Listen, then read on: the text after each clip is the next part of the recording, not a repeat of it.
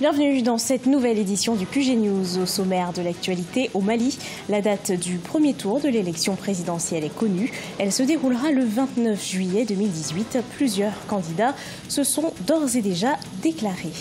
Aux Comores, la suppression de la Cour constitutionnelle est dénoncée par ses membres. Ils ont adressé un courrier officiel au chef de l'État le 16 avril 2018, une décision qu'ils qualifient d'anticonstitutionnelle. Et puis au Burkina Faso, Osborne Bado, musicien chanteur burkinabé, gagne en reconnaissance avec un style musical qu'il affectionne, le reggae light. Il a commencé sa carrière en solo en 2009. Au Sénégal, après Malick Gakou et Thierno Bocoum, Idrissa Seck, le président du parti Rewmi, a été arrêté et conduit à la police de la Médina. Il a improvisé une marche en direction de l'Assemblée où les députés examinent le projet de loi sur le parrainage. Cette marche a été arrêtée par les forces de l'ordre. L'opposition sénégalaise estime que le pouvoir en place tente de bloquer les candidatures de potentiels adversaires politiques pour permettre au président Macky Sall de gagner les élections au premier tour. Au Mali, la date de l'élection présidentielle est fixée au 29 juillet 2018.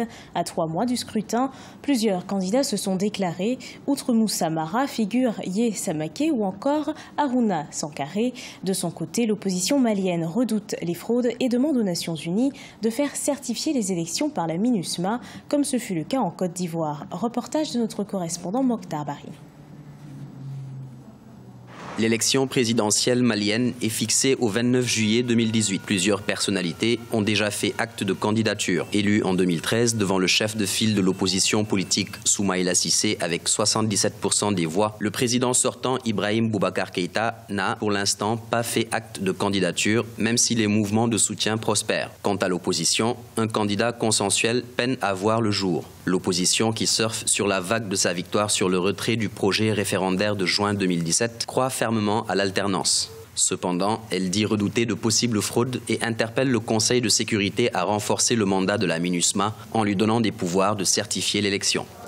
Étant donné que peu de personnes ont confiance à leurs compétences, à leur capacité à faire les choses, c'est la raison pour laquelle nous demandons à la communauté internationale, aux Nations Unies, au Conseil de sécurité en particulier, d'autoriser la MINUSMA à s'impliquer davantage dans la préparation de l'élection présidentielle malienne, en allant jusqu'à la certification des résultats, comme on l'a vu en Côte d'Ivoire. Ça fait taire toutes les contestations possibles, parce qu'une mission internationale a dit les choses. La mission multidimensionnelle pour la stabilisation au Mali a un rôle important à jouer dans le scrutin, tant sur le plan de la sécurisation que sur le déploiement du matériel électoral, ainsi que du personnel en charge des élections. Pour la MINUSMA, elle se dit prête à appuyer toute solution à même de garantir la paix et la stabilité du pays. Aller jusqu'à dire que le MINUSMA ou bien le Conseil de sécurité va certifier les résultats, c'est aller trop vite. Nous pensons que nous sommes tous des Maliens. Nous sommes tous des Maliens, on doit se faire confiance. Ce n'est pas la personne d'Ibrahim Boubacar Keïta qui est là, où on doit avoir peur de lui, où on doit dire que vraiment le gouvernement est incapable. Non, il n'est pas incapable. Le pays vit des moments difficiles. Les reports des élections passées là, mais ça ne dépend pas de lui. Ça dépend de la situation actuelle du pays. L'audit du fichier électoral a démarré ce 18 avril 2018, tandis que la formation des formateurs des agents électoraux, elle, commence dimanche 22 avril. Les cartes d'électeurs seront prêtes dans exactement 65 jours, à en croire le chef du gouvernement, Soumeylou Boubèye Maïga. Aux Comores, les 3 membres de la Cour constitutionnelle dont les pouvoirs ont été transférés à la Cour suprême par décision du président Azali Assoumani ont adressé un courrier officiel au chef de l'État le 16 avril. Dans ce courrier, ils dénoncent le caractère anticonstitutionnel de cette décision et du décret paru ensuite. Un décret qui place sous l'autorité de la Cour suprême le personnel et le mobilier de ce qu'était la Cour constitutionnelle. De son côté, Azali Assoumani motive sa décision par l'absence de 5 des 8 membres requis à la Cour constitutionnelle. Écoutons à ce propos Mohamed Daoudou, ministre de l'Intérieur et porte-parole du gouvernement. Le président, comme ça a été dit dans la Constitution, devait consulter le président de l'Assemblée nationale. C'est ce qu'il a fait. Les procédures prévues par la Constitution ont été respectées. Il a consulté le président de l'Assemblée nationale, il a informé le gouvernement et il a pris la décision. jusque-là, il est dans les normes constitutionnelles. Donc, je ne vois pas pourquoi aujourd'hui les 3 conseillers à la Cour, d'ailleurs, ils ont manqué une occasion de se taire parce que ça fait 1 an qu'ils n'ont rien dit. Rappelez-vous qu'il y a un certain Antoine Abdou, un ancien conseiller de la Cour, qui a fait cette remarque. Il a même écrit un livre là-dessus, qu'aujourd'hui, pendant plus d'1 année, ces 3 conseillers n'ont rien dit, n'ont rien fait. Ils n'ont même pas demandé à voir le président pour qu'on puisse trouver une solution. Ils continuent à percevoir leur salaire. Ils ont été payés à ne pas travailler. Donc aujourd'hui, le président il a engagé notre pays dans un processus de développement. Il y a des actions qui devaient être réalisées, mais il y avait un blocage vis-à-vis de cette institution. Je crois que c'est une décision qui s'est imposée, qui est légitime, qu'aujourd'hui, le pays peut fonctionner comme il se doit. Il fait du reggae light, une forme de reggae made in Burkina Faso. Il est notamment connu pour son single L'honneur fait le bonheur. Osborne Bado, musicien et chanteur burkinabé, enchaîne les concerts depuis le début de sa carrière solo en 2009. Regardez ce reportage de notre correspondant Jean-Paul Ouedraogo. Figure montante du reggae made in Burkina Faso, Osborne Bado enchaîne les spectacles et ne finit pas d'être sollicité. Pour son entourage, le succès est désormais une réalité pour le jeune artiste, quelques mois après la sortie officielle de son opus, un album de 10 titres baptisé Love Africa. Moi, la musique en général, la musique m'apporte l'amour, la joie, la paix, voilà. Parce que c'est vraiment le lien spirituel qui est doté d'une puissance. Je crois que vraiment sans la musique, le monde est coupé de tout en fait, voilà. C'est la musique qui me fait vivre, qui me donne l'amour, qui me donne la paix du cœur en général, voilà.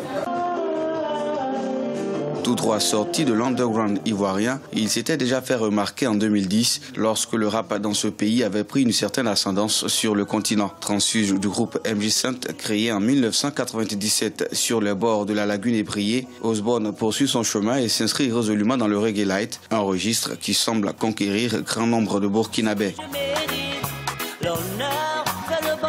Osborne est un artiste, faiseur de musique reggae maker, surtout apporter sa touche aussi à ce style de musique où il y a le brassage du rap R&B qui fait une coloration qui donne ce qu'on appelle le reggae light, qui est mon style musical aujourd'hui. Donc je crois que vraiment c'est une autre génération qui apporte aussi sa pierre à cette musique reggae qui parle d'amour, de paix, surtout de tout ce qui est positif. Voilà. Sacré Marley d'Or 2017 dans la catégorie Révélation Reggae, une cérémonie annuelle de récompense des artistes musiciens reggae. Ces compositions abordent en général des thématiques chères aux musiciens. Il y évoque une certaine réalité avec pour objectif d'impacter positivement sur l'unité nationale. Que je sois sur un chemin qui est étroit, donne-moi une... Le comité d'organisation du Festival de Cannes a dévoilé la liste des personnes qui animeront les débats lors de la compétition officielle de la 71e édition. Cette liste comprend 5 femmes, 4 hommes, 7 nationalités et 5 continents. Un jury de la diversité. La chanteuse burundaise Kadjanine fait partie de ce jury. Rappelons que le plus célèbre des festivals cinématographiques au monde a été critiqué par la mise à l'écart des cinéastes africains dans les sélections majeures. Écoutons la réaction de la chanteuse burundaise Kadjanine sur sa participation à cette 71e édition. Quand ils m'ont appelé pour me proposer ça, c'était une grande surprise évidemment parce que je n'ai aucune relation ni de près ni de loin avec le cinéma, donc je m'attendais vraiment pas à ça. Mais évidemment, la réaction elle est positive. C'est une belle aventure quand même. C'est une aventure merveilleuse, magnifique. Je n'ai absolument aucune idée de ce qui m'attend, mais je suis ravie, vraiment. Je suis très heureuse qu'on ait pensé à moi, mais très étonnée aussi. Comme je ne travaille plus, je ne suis pas si facile à trouver, et donc ils m'ont trouvé et puis ils ont attendu vraiment, ils me voulaient, ça me fait très plaisir. Mais c'est tout ce que je peux dire, hein. Je ne sais pas du tout pourquoi moi, j'en sais rien. Mais c'est vrai que le seul lien que j'ai eu avec le cinéma dans ma vie, c'était le clip de Mama qui a été réalisé par Mademoiselle Jeanne Moreau qui nous a quittés. Et c'est tout. Et c'est le seul clip qu'elle ait jamais réalisé de sa vie. Donc c'est un grand honneur pour moi, parce qu'on a été le présenter aussi aux Oscars. Donc c'est vraiment mon seul lien avec le cinéma. Je ne sais vraiment pas pourquoi. En tout cas, je m'interroge pas beaucoup, ça me fait plaisir alors. Ce journal a été préparé par l'ensemble de la rédaction. Merci de l'avoir suivi. Retrouvez dans un instant une nouvelle édition de l'actualité sur Africa 24.